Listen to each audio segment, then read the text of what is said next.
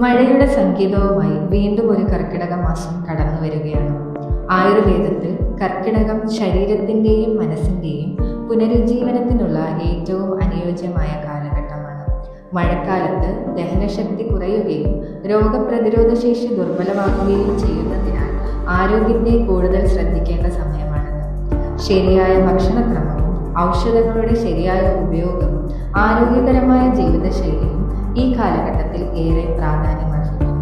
ആയുർവേദം രോഗത്തെ ചികിത്സിക്കുക മാത്രമല്ല, ആരോഗ്യത്തെ സംരക്ഷിക്കാനും പ്രോത്സാഹിപ്പിക്കാനും പ്രാധാന്യം നൽകുന്നു. കർക്കിടക കഞ്ഞിയും ഔഷധാഹാരങ്ങളും ശരീരത്തിന് പോഷണവും ഊർജവും നൽകുന്നു. ഈ കർക്കിടകത്തിൽ ആരോഗ്യം ഒരു ശീലമാക്കാം. Elephant pass Ayurveda and yoga റിട്രീറ്റിനൊപ്പം ആരോഗ്യകരമായ നാളെ.